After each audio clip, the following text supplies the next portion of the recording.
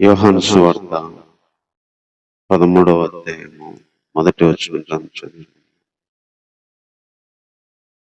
ప్రభు శిష్యుడు అపోస్తలుడు యోహాను గారు రాసిన సువార్తలో నుంచి 13వ అధ్యాయము మొదటి వచనం చదువుకున్నాం. తాను ఈ లోకము నుండి తండ్రి యొద్దకు వెళ్ళవలసిన గడియ వచ్చనని యేసు పస్కా పండుగకు ముందే ఎరిగిన వాడై లోకములో తన వారిని ప్రేమించి వారిని అంతము వరకు ప్రేమించాను.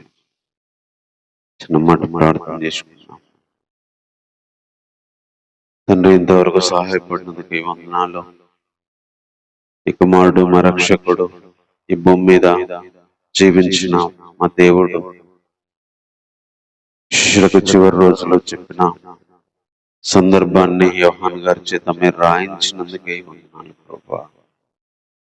ఎప్పుడు విన్నా ఎప్పుడు చదివినా ప్రభా మాలో కొత్త జీవాన్ని నీ మాటలు తెస్తున్నాయి ప్రభా. మా ప్రభు వారు మాకు చెప్పిన అమూల్యమైన విషయము ఒకవేళ రాత్రి మేమే అక్కడ ఉండింటే మాకు కూడా ఇదే విధంగా చేసి బోధించిన రక్షకుడని మేము మిమ్మల్ని గుర్తు చేసుకుంటున్నాం. ఈరోజు లేకపోయినా కొన్ని వేల సంవత్సరాల వరకు ఈరోజు నీ మాటలు ఇలా మాకు దొరికినాయి అంటే ఆ రోజు గ్రంథంలో మీరు నైనా నీ శిష్యుని ద్వారా రాయించబట్టి ప్రభా, అందును బట్టి నేను స్తుతిస్తున్నాం. 2000 సంవత్సరాల్లో కూడా నీ మాటలు ఏ మాత్రము దేవా అయినా తగ్గకుండా ప్రభా, అందులో ఉన్న శక్తి జీవము ఎన్ని రోజులైనా మీరు ఉండాలని భద్రపరిచారు. అవి నమ్మి మేము జీవం పొందాలని, అలా పొందిన వారిలో మేము అనేకులం ఉన్నాము. ఇంకెంతో మంది రాబోతున్నారు. అందుని బట్టి స్తోత్రాలు. ఈ జీవం కలిగిన ఈ మాటలు మేము పోయినా ఈ వాక్యం నిరంతరం నిలుస్తుంది ప్రభా. సర్వ శరీరులు గట్టి లాగా ఎండిపోయినా ఎల్లప్పుడూ ఉండేది నీ వాక్యము. అలాంటి వాక్యాన్ని గ్రంథంలో రాయించినందుకై ఉన్నాను. అందులో నుంచి మాకు అవసరమైన రీతిగా ప్రత్యక్షతలు నీ యొక్క రైమా బోర్డు ప్రభా మాకు ఇవ్వమని కోరుతూ ఈ ప్రార్థన మా రక్షకుడైన యేసుక్రీస్తు వారి నామములోనే ప్రార్థించి వేడుకుంటున్నాము తండ్రి. ఆమేన్. ఈ చివరి 13, 14, 15 అధ్యాయాలన్నీ కూడా తన 33వ సంవత్సరము చివరి రోజులు, బహుశా చివరి వారములో చివరి రోజుల్లో జరిగిన విషయాలు యోహాను రాయించాడు. దాదాపు 21 అధ్యాయాలు ఉన్నప్పటికీ యోహాను గారు కొన్ని మెయిన్ విషయాలు టచ్ చేసుకుంటూ వచ్చాడు. ఒక్కొక్క అధ్యాయంలో ఒక్కొక్క విషయం తీసుకొని అందులో ప్రభు దేవుడని నిరూపించడానికి ప్రయత్నం చేస్తూ వచ్చాడు. మొదటి అధ్యాయంలోకి వచ్చేసరికి అసలు భూమి ముట్టక ముందే దేవుడు ఆయన ఆది యందు in the beginning means before the genesis chapter 1 అంటే ఆది కాండంలో ఉన్న ఆది యందు కంటే కూడా ఈ ఆది యందు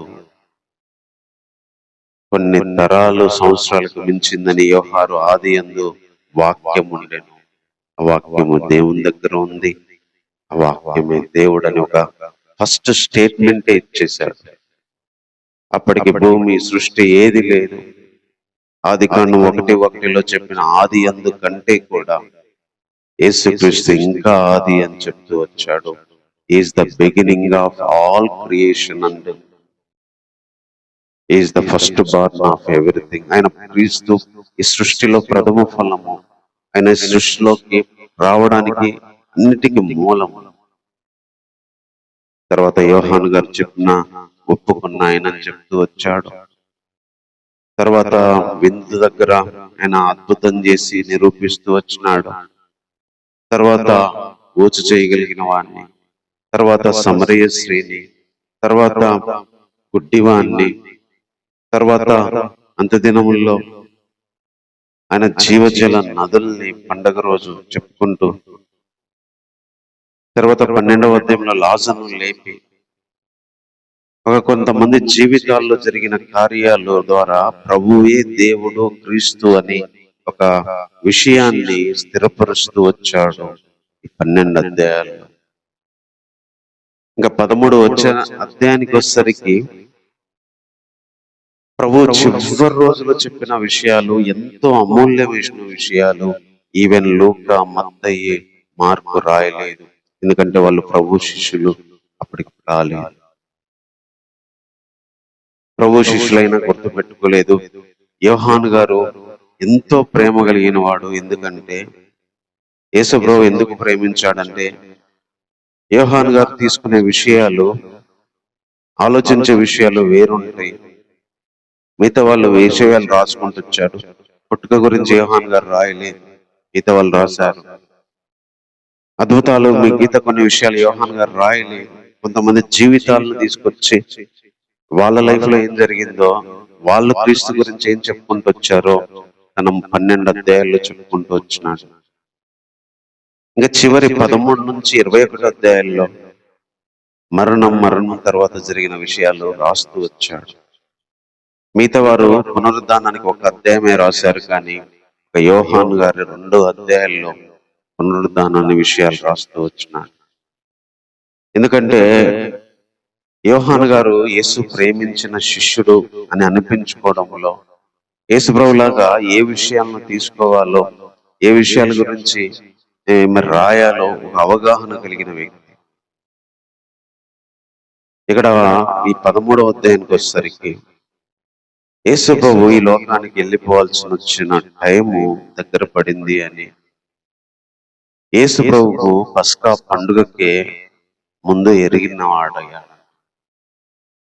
ఎరిగి లోకంలో ఉన్న తన వారిని ప్రేమించి వారిని అంతము వరకు, అంటే సంపూర్ణంగా ఉన్నది కిందల ప్రేమించాడు. యేసు ప్రభు 33.5 సంవత్సరాలకి చనిపోయాడని చెప్పిన చరిత్రకారుల ప్రకారము తన జీవితము ముగించబడుతుంది. తండ్రి దగ్గరికి వెళ్ళాల్సి వస్తుంది. భూమి మీద పని అయిపోయింది. భూమి మీద ఉన్న మనుషులతో శరీరం పరంగా జీవించే జీవితం తనకు అయిపోయింది. శరీరపరంగా కనిపించే బ్రతుకు అయిపోయింది. శరీరపరంగా వాళ్ళతో తిరిగే బ్రతుకు అయిపోయింది అని తెలుసుకొని, ఇంకా లోకంలోకి నేను రాను, లోకంలో వచ్చిన ఈ శరీరంతో వాళ్ళతో ఉండను, వాళ్ళే నా దగ్గరికి వస్తారు, అది కూడా మార్పు పొందుతారు, ఈ లైఫ్ లో ఇంకా ఇంతే శరీర జీవితం అని, ఇంకా ఒకవేళ 100 ఏళ్ళు బతికితే ఎట్లా ప్రేమిస్తాడో అయిపోతుంది. కాబట్టి వాళ్ళని అంత సంపూర్ణంగా, అంటే తన లైఫ్ లో ఇంకా ఉంటే ఎన్నేళ్ళు ఉంటే మధ్యలోనే వెళ్ళిపోయాడు అనే ఒక ఫీలింగ్ రాకుండా వాళ్ళు సంపూర్ణంగా ప్రేమించేశాడు. అంతం వరకు, అంటే వాళ్ళ లాస్ట్ వరకు ఉంటే ఎట్లా ప్రేమిస్తాడో అలా ప్రేమించేశాడు. అది యోహాను గారు చెప్పిన విషయం. యేసు ప్రభు మనల్ని, తన వారిని అంతం వరకు ప్రేమించాడు. యేసు ప్రభు వెళ్ళిపోయే గడి వచ్చిందని ప్రేమిస్తూ వచ్చినాడు. దీన్ని బట్టి దేవుడు మనకు చెప్తున్న మాట, ఈ లోకంలో శరీరపరంగా జీవించిన దేవుడు ఎలాగైతే ఏడ్చాడో, బాధపడ్డాడో, ప్రేమించాడో, తిన్నాడో, పడుకున్నాడో, శరీరంతో జీవించేటప్పుడు తనకి ఇష్టమైన వారు తన వారిని అని ఉంది. ఇక్కడ లోకం అనే మాట యూజ్ చేయలేదు. తన వారిని, లోకములో ఉన్న తన వారు. ఎంత అద్భుతమైన మాట. యేసు ప్రభు వెళ్ళాల్సి వచ్చింది కాబట్టి అందరినీ ప్రేమించాడని రాయాల. లోకంలో ఉన్న తన అనుకున్న వాళ్ళని, తన వారిని, అదే శిష్యుల్ని, తన వాక్యాన్ని నమ్మిన వారిని, తను వెంబడించిన వారిని ప్రేమించాడు. వాళ్ళను ప్రేమిస్తూ వచ్చినాడు, సంపూర్ణంగా ప్రేమిస్తూ వచ్చినాడు. ఎంత ప్రేమిస్తున్నాడో తెలియజేస్తూ వచ్చినాడు. ఈరోజు క్రీస్తులోకి వచ్చిన మనము క్రీస్తులో ఉన్న మన వారిని ప్రేమించాలి, క్రీస్తులోకి వచ్చిన విశ్వాసులను ప్రేమించాలి, క్రీస్తు కోసము మనము క్రీస్తు నందు బ్రతికే వారిని ప్రేమించాలి. మన జీవితం అయిపోయేలోపే వారిని సంపూర్ణంగా ప్రేమించగలగాలి, మనకున్న శక్తితో ప్రేమించగలగాలి, మనకున్న కలిమిలో ప్రేమించగలగాలి అని ప్రభు తెలియజేస్తూ వచ్చినాడు. తర్వాత వారు భోజనాన్ని చేస్తుంటే ఆయన అప్పగించాలని సీమోను కుమారుడైన యూదా ఇస్కరియోతు హృదయములో అపవాది ఇంతకు ముందే ఆలోచన పుట్టించాడు కాబట్టి తాను బయలుదేరి దేవుని దగ్గరికి వచ్చాడని, మళ్ళీ దేవుని దగ్గరికి తిరిగి వెళ్ళాలని యేసు ఎరిగి భోజన పంక్తిలో నుండి లేచి తన పై వస్త్రాన్ని అవతల పెట్టేసి ఒక తువాలు తీసుకొని నడుము కట్టుకున్నాడంట. అంతటా పల్లెంలో నీళ్లు పోసి శిష్యుల పాదాలు కడుగుతూ తాను కట్టుకున్న తువాల్తో తుడుచుటకు మొదలు పెట్టాను. ఇట్లా చేయొచ్చు తువాల్తో ఇట్లా చేయొచ్చు. ఆయన సీమోను పేతురు దగ్గరకు వచ్చినప్పుడు అతడు ప్రభువా నీవు నా పాదాలు కడుగుదువా అని ఆయనతో నేను, అందుకే నేను చేయుచున్నది ఇప్పుడు నీకు తెలియదు కానీ ఇక మీదట తెలుసుకుందు అని అతనితో చెప్పగా పేతురు లేదు ప్రభువా నువ్వెన్నడూ నా పాదాలు కడగరాదు నేను, అందుకే నేను నిన్ను కడగని ఎడల నాతో నీకు పాలే లేదు అన్నాడు. అప్పుడు సీమోను పేతురు ప్రభువా నా పాదాలు మాత్రమే కాదు నా చేతులు నా తలను కూడా కడుగుమని ఆయనతో చెప్పాను. అప్పుడు యేసు అంటాడు అతను చూచి, స్నానం చేసిన వాడు పాదాలు తప్ప మరేమి కడుక్కోనక్కర్లేదు, అతడు కేవలం పవిత్రుడు అయ్యను. మీరు పవిత్రులు కానీ మీలో అందరూ పవిత్రులు కారు, ఎందుకంటే తను అప్పగించువారు వారిని ఎరిగిన గనుక మీలో అందరూ పవిత్రులు కారు అని ఆయన చెప్పాను. వారి పాదాలు కడిగి పై వస్త్రాన్ని వేసుకున్న తర్వాత ఆయన మరలా కూర్చుంటే, నేను మీకు చేసిన పని తెలిసిందా? బోధకుడిని ప్రభువుని అని మీరు నన్ను పిలుస్తున్నారు. నేను బోధకుడిని ప్రభువును కనుక నేను అన్నిట పిలుచుట న్యాయమే. కాబట్టి ప్రభువును బోధకుడైన నేను ఈ పాదాలు కడిగిన ఎడల మీరును ఒకరి పాదములొకరు కడగవలసిందే. నేను మీకు చేసిన ప్రకారం మీరు చెయ్యవలనని మీకు మాదిరిగా ఇలాగ చేసి, దాసుడు తన యజమాని కంటే గొప్పవాడు కాదు, పంపబడిన వాడు తను పంపిన వాని కంటే గొప్పవాడు కాడు అని మీతో నిశ్చయముగా చెప్తున్నాను. ఈ సంగతులు మీరు ఎరుగుదురు కనుక వీటిని మీరు చేసిన ధన్యులు అగుదురు. ఈ చదువుకున్న ఈ మాటలో ప్రభువు చేసిన ఒక అద్భుతమైన విషయం కనిపించింది. తన ప్రేమ ఎంత గొప్పదో ప్రభు తెలియజేస్తూ వచ్చినాడు. భోజనానికి కూర్చున్నప్పుడు ప్రభువు లేచాడంట. అందరం భోజనానికి కూర్చుంటే మరి ఇంపార్టెంట్ వ్యక్తి లేచి భుజం మీద ఉన్న టవల్ నడుము కట్టుకొని పళ్ళెం తీసుకొని ఒక్కొక్కరి పాదాలు కడుక్కుంటూ వచ్చినాడు. పేతురు దగ్గరికి వచ్చినప్పుడు ప్రభువా నువ్వు నా పాదాలు కడగడం ఏందయ్యా అంటే, లేదు పేతురు నేను కడగకపోతే నీకు పాలు లేదు అన్నాడు. ప్రభువా మీరు నా పాదాలు కడగడం ఏంది అని పేతురు అన్నాడు. కడిగిన తర్వాత టవల్తో తుడుస్తూ వచ్చినాడు. టవల్తో తుడిచి కూర్చున్నాడన్నాడు ప్రభు. ఒక దేవుడు ఒక మనిషిగా వచ్చి తను నమ్మిన వారిని ఎంత ప్రేమిస్తాడో, ఎంత ప్రేమించాడో, వాళ్ళ కోసం ఎంత తగ్గించుకుంటాడో యేసుప్రభు మాదిరిగా ఉండడానికి, యేసుప్రభు అలాగే మనము చేయడానికి చూపించాను అని కూర్చున్న తర్వాత చెప్పాడు. బోధకుణ్ణి ప్రభువుని పిలుస్తున్నారు మీరు. నేనే ఇలా చేస్తే మీరు కూడా ఒకరి పాదాలు ఒకరు కడగాల్సిందే. ఇదంతా ఎందుకు చేశాడు అంటే, దేవుడు ఎంత ప్రేమ ఒక మనిషి ఎడల, తన్ను ప్రేమించిన ఎడల, తన శిష్యుల ఎడల, తన కోసం లోకంలోంచి వచ్చిన వారి ఎడల, లోకంలో తన అనుకోని ప్రభు కోసం బతికే వారి ఎడల ఆయన ఎంత ప్రేమ చూపించగలడో, ఎంత తగ్గించుకోగలడో ఇక్కడ చెప్తూ వచ్చాడు. దాసుడు యజమానుని కంటే గొప్పవాడు కాదు, పంపబడిన వాడు పంపించిన కంటే గొప్పవాడు కాదు. నేను దాసుని యజమానుని పంపించిన వాడిని, కానీ దాసునిగా పంపబడిన వాడిగా నేను చేయాల్సి వచ్చింది అని చెప్పి, ఇలా మీరు చేయడానికి, నేనే ఇలా చేస్తే మీరు చెయ్యాల్సిందే అని చెప్పడానికి నేను చూపిస్తూ వచ్చానన్నాడు. యేసు ప్రభు వారు ఎంతగా తగ్గించుకున్నారంటే, ఒక మనిషిని ఎంత ప్రేమిస్తాడో, తన సంఘాన్ని, తన వారిని ఎంత ప్రేమిస్తాడో సింబాలికల్ గా ఇక్కడ చూపిస్తున్నాడు. మనం ఏదో నీళ్లు తీసుకొని పాదాలు గడగడం, ఒకవేళ చేతితో చేయడం కాదు, ఒక వ్యక్తిని మనం అలా చూడగలగాలి, ఒక వ్యక్తిని మనం అలా ప్రేమించగలగాలి, ఒక వ్యక్తి విషయంలో మనం అలా చేయడానికి తగ్గించుకోగలగాలి, ఆ వ్యక్తిని అలా చూసి చేసి కనపరచగలగాలి.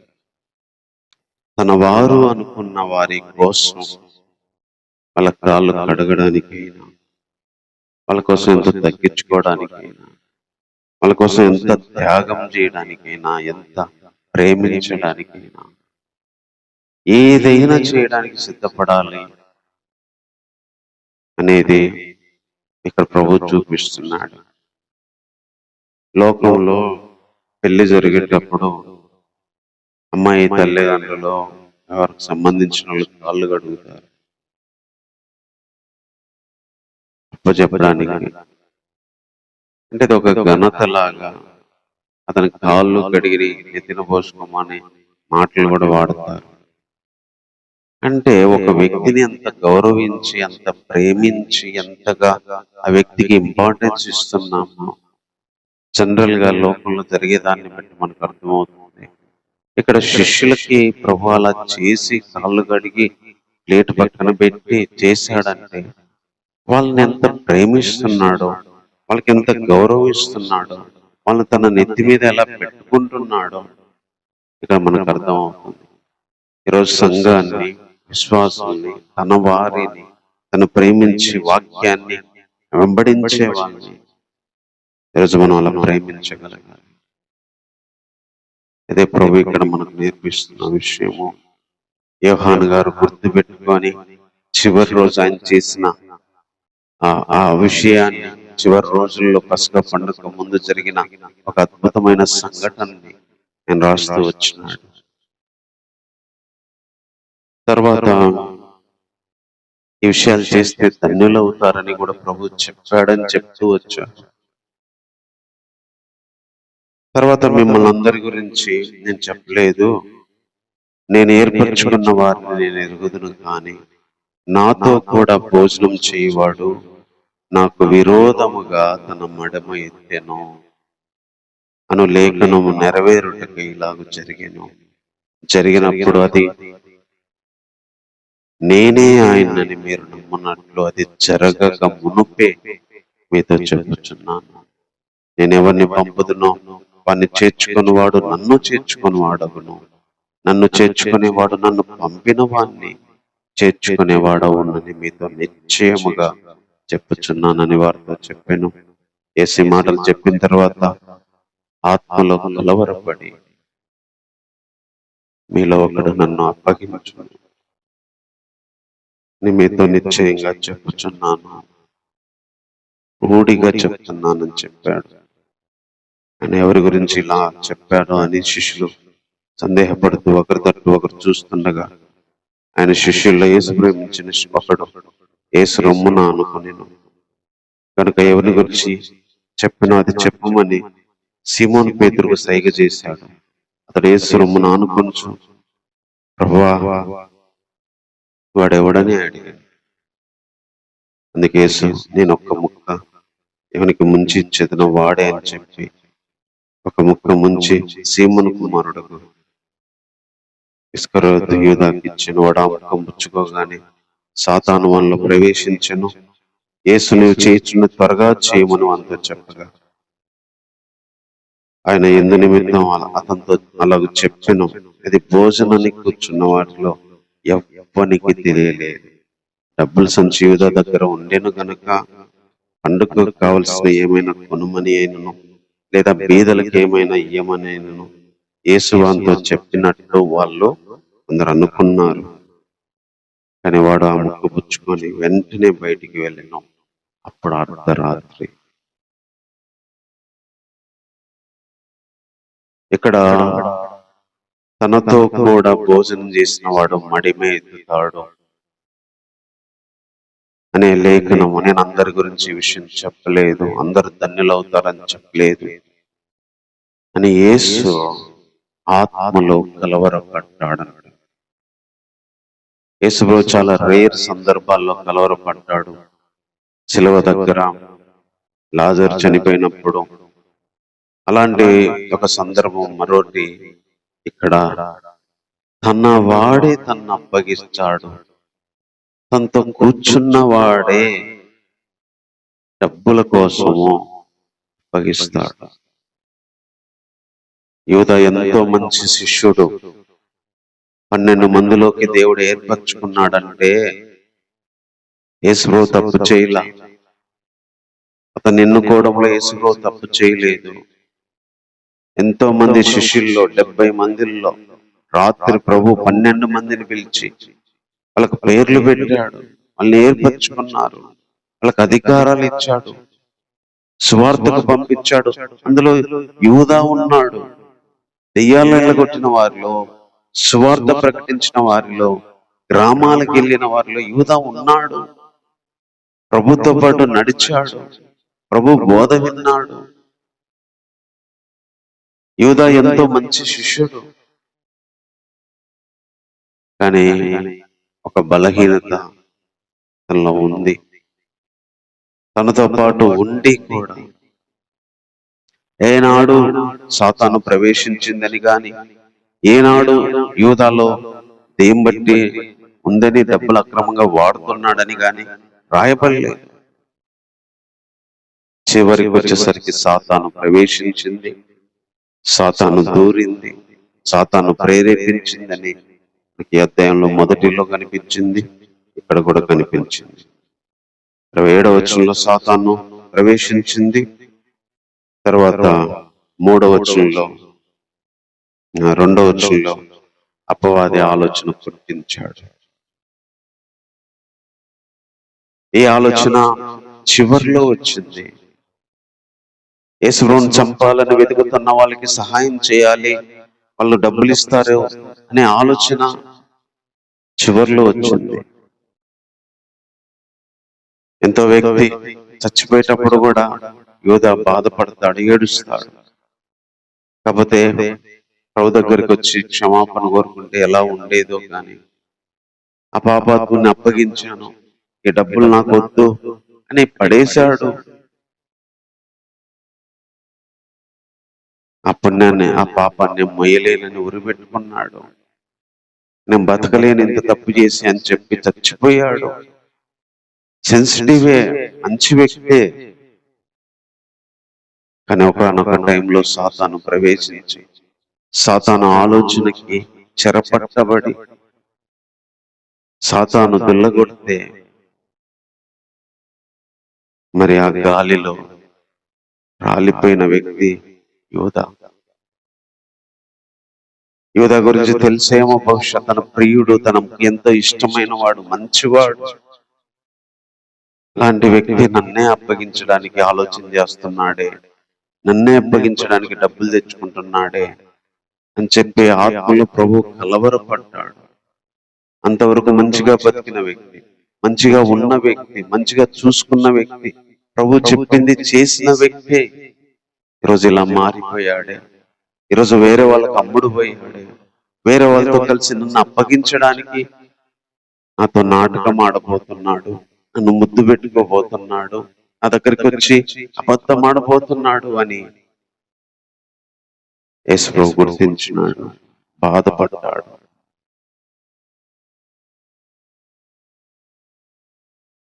ఈరోజు ఇలాంటి బాధ కొన్నిసార్లు కొంతమంది మన లైఫ్ లో జరగవచ్చు.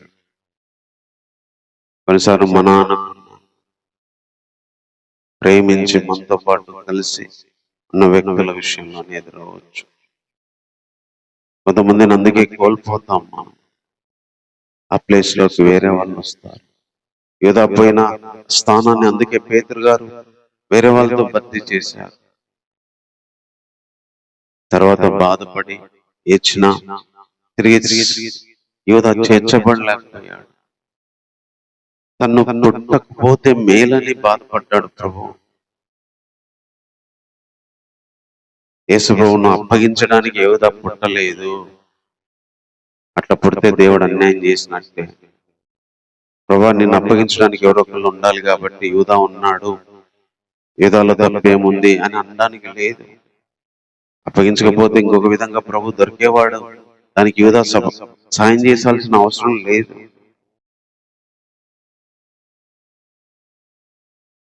యూదా ఎంతో మంచివాడే, కానీ ఆలోచన మారిపోయింది. సాతానుకు అవకాశం దొరికింది. అందుకనే కొంతమంది మాతో ఉండొచ్చు, మధ్యలో ఆలోచనలు మారిపోతాయి, మధ్యలో తలంపులు మారిపోతాయి. అందుకనే విరోధం ఏర్పడుతుంది, అందుకనే వ్యతిరేకత ఏర్పడుతుంది, ఎడబాటు ఏర్పడుతుంది. అందుకే కొంతమంది మనుషులు మనం కోల్పోవాల్సి వస్తుంది, విడిపోవాల్సి వచ్చింది, బంధం తెగిపోవాల్సి వచ్చింది. అది ప్రేమైన వాళ్ళు చేస్తే, వాళ్ళ విషయంలో కలిగితే అది ఎంతో బాధగా ఉంటది, అది ఆత్మలో కలవరంగా ఉంటది. అదే ప్రభువుకు జరిగింది. కొన్నిసార్లు మన ఇలా జరగవచ్చు, ఆయన మనల్ని స్వీకరించాలని యోహాను గారు తెలియజేస్తూ ప్రభు యొక్క సందర్భాన్ని మనం గుర్తు చేస్తూ వచ్చారు. తర్వాత వాడు వెళ్ళిపోయిన తర్వాత ఇప్పుడు మనిషి కుమారుడు మహింపరచబడ్డాడు. రేపు దేవుడు ఆయన మహింపరచి ఉన్నాడు. దేవుడు కూడా ఆయన ఎందుకు మహింపరచబడి ఉన్నాడు. దేవుడు ఆయన ఎందుకు మహింపరచబడిన దేవుడు ఆయన ఎందు తన ఎందు ఆయన మహింపరచును, వెంటనే ఆయన మహింపరచును. పిల్లలారా, ఇక కొంతకాలమే నేను మీతో ఉంటాను, తర్వాత మీరు నన్ను వెతుకుదురు, కానీ నేను ఎక్కడికి వెళ్ళదును, అక్కడికి మీరు రాలేరని చెప్పి నేను యూదులతో చెప్పిన ప్రకారం ఇప్పుడు మీతో చెప్తున్నాను. మీరు ఒకరినొకరు ప్రేమించాలని కొత్త ఆజ్ఞ మీకు ఇస్తున్నాను. నేను మిమ్మల్ని ప్రేమించినట్లే మీరు కూడా ఒకరినొకరు ప్రేమించవాలని. మీరు ఒకరిలో ఒకడు ప్రేమ గలవారైతే దీన్ని బట్టి నా శిష్యులు అని అందరు తెలుసుకుంటారని చెప్పి ప్రభు చెబుతున్నాడు. అప్పుడు సీమోను పేతురు, ప్రభువా నువ్వు ఎక్కడికి వెళ్తున్నావు అని ఆయన అడగగా, యేసు నేను వెళ్ళే చోటికి ఇప్పుడు మీరు రాలేరు నా వెంట, కానీ తర్వాత వస్తారు అని చెప్పాను. అందుకు పేతురు అంటాడు, ప్రభువా ఎందుకు రాలేము మేము, నీ కొరకు నా ప్రాణం పెడతానని చెప్పి ఎంత చెప్తే, యేసు నా కోసం నువ్వు ప్రాణం పెడతావా?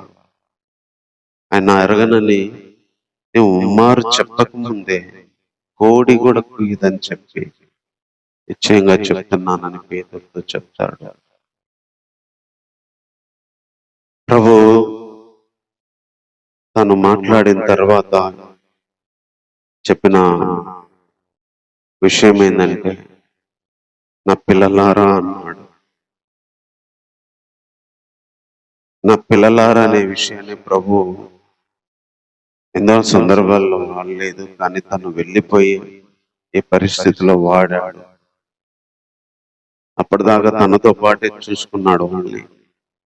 మీరు అని మాట్లాడిండు, పిల్లలారా అని మాట్లాడింది.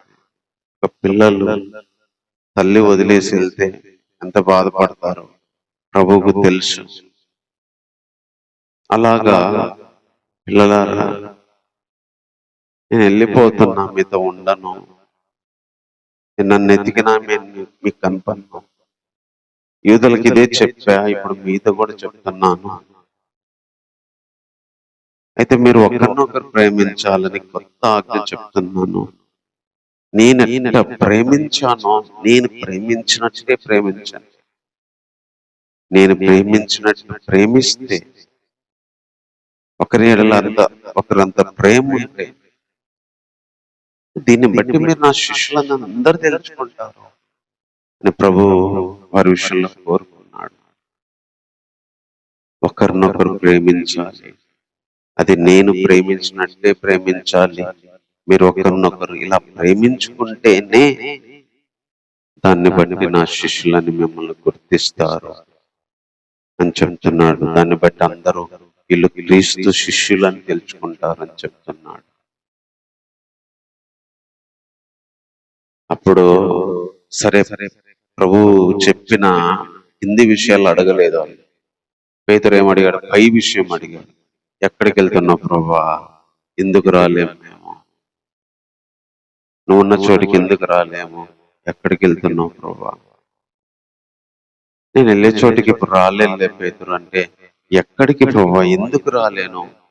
నీకోసం నేను ప్రాణం పెడతా, ఏంది అట్లా అంటావు అని పేతురు, ఎందుకు రాలేను నేను చెప్పు, ప్రాణం పెట్టేంత ప్రేమించడానికి కూడా నువ్వు రాలేవంటే ఎట్లా అంటే, ఈ రాత్రి నువ్వు నేనెవరో తెలియదని చెప్తావు, అలా చెప్పేంత వరకు కోడి కూడా పోయేదని చెప్తున్నాడు.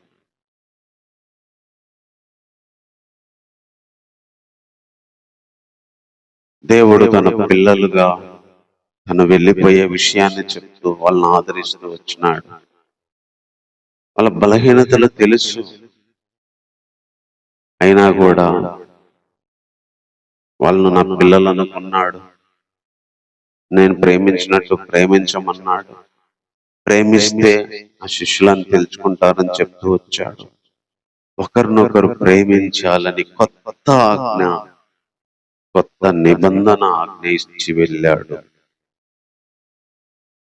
ప్రభువారు. ఒకరినొకరు ప్రేమించాలి. దేవుణ్ణి ప్రేమిస్తున్నామని ఎంతో మంది చెప్పుకుంటాం. యేసుప్రభు చెప్పిన మాట ఒకరినొకరు ప్రేమించాలి. నేను ప్రేమించినట్టే ప్రేమించాలి. అలా ఒకరినొకరు ప్రేమిస్తే అందరు తెలుసుకుంటారు. అందుకే శిష్యుల్లో ఈ మాటలు జీర్ణమైపోయి తన కుటుంబం అనుకొని దేవుళ్ళలోకి వచ్చిన వాళ్ళందరినీ ప్రేమించారు. ఇండ్లైనా భూములైనా ఆస్తులైనా తనవి అనుకోకుండా అందరికీ సమానంగా పంచిపెట్టారు. పట్టుకున్నా చంపుతున్నా ప్రభువులాగే చచ్చిపోయారు. ఒకరు జైలుకి వెళ్తే పట్టబడితే మిగతా వాళ్ళందరూ ఏడ్చారు. ప్రారంభ సంఘంలో శిష్యుల్లో ఈ మాటలు లోపలికి వెళ్ళిపోయినాయి. అదే సంఘానికి రుచి చూపించినారు. వాళ్ళు ఒకరిని కోసం ఒకరు త్యాగం చేయడం, ఒకరి కోసం ఒకరు ప్రేమించుకోవడం, ఒకరిని కోసం ఒకరు చచ్చిపోవడం. ఆ రోజు ప్రభు తర్వాత ఆదిమ సంఘము శిష్యులు చేశారు. బలహీనతలు ఉన్న వారిని ఆదరిస్తూ, నేను ఎక్కడికి వెళ్తానో మీకు తెలియదు, తర్వాత వస్తుంది అని చెప్తూనే, ప్రాణం పెడతారా ఈ రాత్రి తప్పిపోతారని చెప్తూనే ప్రభు వాళ్ళని ఆదరిస్తూ, మీరు చేయాల్సిన విషయాలు ఇది, వెళ్ళిపోయినా కూడా మీరు చేయాల్సిన విషయాలు ఇవి, ప్రేమించండి, ప్రేమించుకోండి, నేను ప్రేమించినట్టే ప్రేమించుకోండి అని చెప్పి తన శిష్యులను ఆదరిస్తూ వచ్చినాడు. ఈరోజు అలాంటి ఆదరణ సంఘంతో, విశ్వాసంతో, ఒకరి ఎడల ఒకరు ఇలాంటి భావన ఈరోజు క్రైస్తవ సంఘంలో ఉండాలి. అదే ఆ రోజు నుంచి వస్తూ ఉంది, ఈ రోజుకి తగ్గిపోతా వస్తా ఉంది. ఆ రోజు ప్రభు దగ్గర మొదలైన ఆ పరిచర్య, ఆ ప్రేమ అంత దినంలో చల్లారుతూ వచ్చింది. ప్రారంభంలో ఇల్లు, భూములు, వస్తువులు కూడా ఒక్కటే అని ఒకే ఆహారం ఒకే ఇంట్లో బతికిన వాళ్ళు తనది అని ఎవ్వడు అనుకోలేదంట. లోకపరంగా ఏది వాళ్ళు చూడలేదంట. అంత ప్రేమ ప్రభువును బట్టి వాళ్ళు కలిగి ఉన్నారు. ఈరోజు అలాంటి ప్రేమను మన చేతనైనంత వరకు చేయగలిగిన వాళ్ళకి, విశ్వాసులకి, క్రీస్తు నందన్న వారికి ఒకరి ఎడలో ఒకరు చూపించగలగాలి. డినామినేషన్స్ వేరవచ్చు, సిద్ధాంతాలు వేరవచ్చు, లేకపోతే లోపాలు ఉండొచ్చు, లేకపోతే బలహీనతలు ఉండొచ్చు. అవన్నీ చూస్తే ప్రేమించలేము. ఒక వ్యక్తిని అది ఎంత లోపాలు కలిగిన విశ్వాస అయినా, ఎంత గొప్ప వాళ్ళైనా, ఎన్ని లోపాలు కలిగిన దైవజనులైనా తన శిష్యులను ప్రేమించినట్టుగా ఈరోజు మనం ప్రేమించగలగాలి. మాటలు బట్టి ప్రార్థన చేసుకుందాం. ప్రేమ కలిగిన తండ్రి, యోహాను గారి ద్వారా ఈ విషయాలు రాయించి ఈరోజు ప్రభువారు ఉన్నప్పుడు చెప్పిన మాటలు గుర్తు చేసుకున్నాం తండ్రి. ఈరోజే ప్రభు మాతో ఉంటే కూడా అదే మాటలు చెప్పేవాడేమో. ఆ రోజు 12 మంది దగ్గర మేము కూడా కూర్చునింటే ఇదే విషయాలు మాతో కూడా చెప్పేవాడని ఈరోజు మిమ్మల్ని మేము గౌరవిస్తున్నాం, అలా అనుకుంటున్నాం తండ్రి. ఈరోజు చెప్తున్నట్టుగా తీసుకుంటున్నాము దేవా. ఈరోజు ఉంటే మా పాదాలను కడిగేవాడివి, మమ్మల్ని సంపూర్ణంగా ప్రేమించేవాడివి. ఒకవేళ యూదాలాగా మేము చేస్తే మా కోసం బాధపడేవాడివి. ఒకవేళ శిష్యుల్లాగా మీరు మా నుంచి వెళ్ళిపోతే ఇలాగే ఆదరించేవాడు. ఎంతటి గొప్ప అనుబంధం తండ్రి. నీతో రిలేషన్ అనేది ఏ వ్యక్తికి కూడా ప్రభా సరిపోల్చలేంది నా తండ్రి. శరీర రూపంలో మా మధ్యలో లేకపోయినా 2000 సంవత్సరాల కిందట రాయించిన మాటల్లోని జీవం ఈరోజు మా హృదయంలోకి, తలంపుల్లోకి, నర మూలుగల్లోకి దూరెంతగా వెళ్తుంది అంటే ప్రభా, ఈ వాక్యానికి, సజీవమైన వాక్యానికి, జీవము కలిగిన వాక్యానికి ఉన్న శక్తి ప్రభా. ఈరోజు మాకు కన్నీళ్ళు వస్తున్నాయంటే, ఈరోజు మా హృదయాలు కరుగుతున్నాయంటే, ఈరోజు మాతోనే చెప్తున్నట్టు మేము భావిస్తున్నాము, భావన కలుగుతుంది అంటే అది నీ వాక్యానికి ఉన్న శక్తి ప్రభా. దేవుడివి ప్రభువే అంత ప్రేమ నాయనా.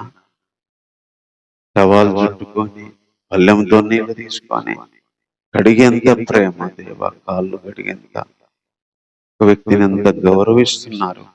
వాళ్ళల్లో బలహీనతలు ఉన్నాయి, వాళ్ళు అప్పగిస్తారని తెలుసు, నీకు పారిపోతారని తెలుసు, అబద్ధాలు ఆడతారని తెలుసు,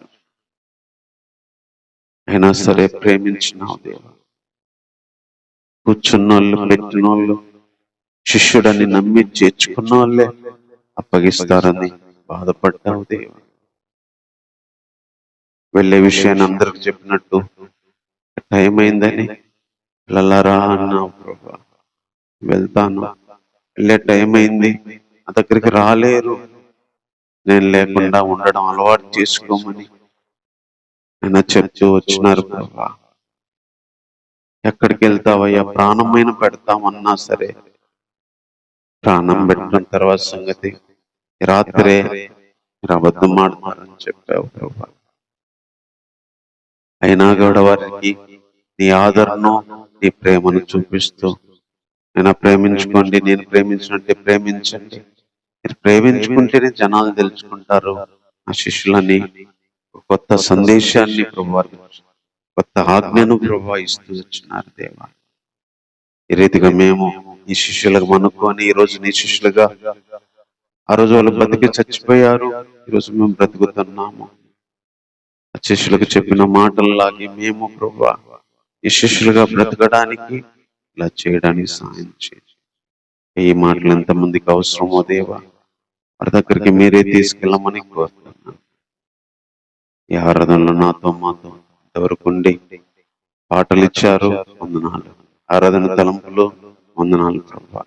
వాక్య తలంపుల కోసమై వందనాలు. నీ సన్నిధిని అనుభవించడం, నీకు అన్నిటికంటే ముఖ్యంగా పరిశుద్ధాత్మ దేవుణ్ణి మా హృదయంలో ఉంచారు దేవా.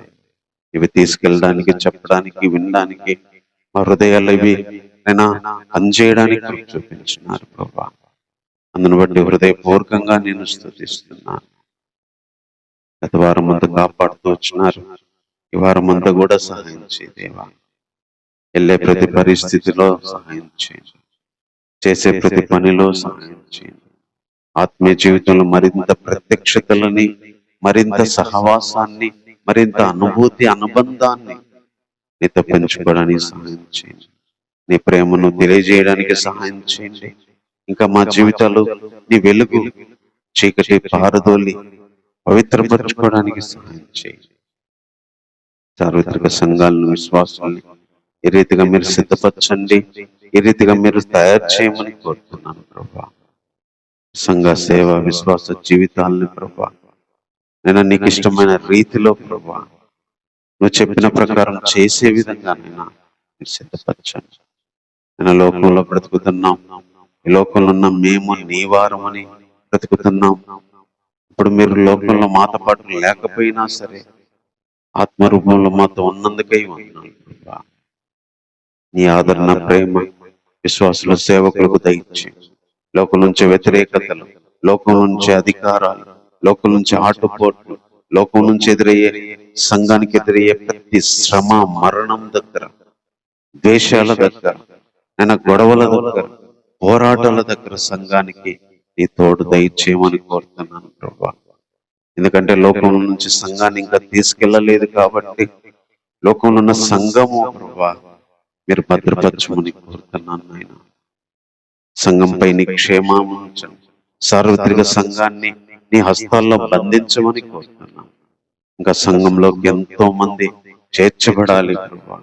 ఆయా దేశాల్లో, ఆయా గ్రామాల్లో, ఆయా పట్టణాల్లో, ఆయా భాష మాట్లాడే వాళ్ళు, ఆయా మతాల్లో, కులాల్లో ఉన్నవారు ప్రభా ఈ సార్వత్రిక సంఘంలోనికి రావడానికి సాయం చేయండి. ఆ రీతిగా ప్రయాసపడుతున్న ప్రతి సేవకుని, ప్రతి మరి అవకాశాన్ని, ద్వారాన్ని, ప్రతి విధంగా నీలోకి రావడానికి చేస్తున్న ప్రతి ప్రయత్నాన్ని మీరు సఫలం చేయండి.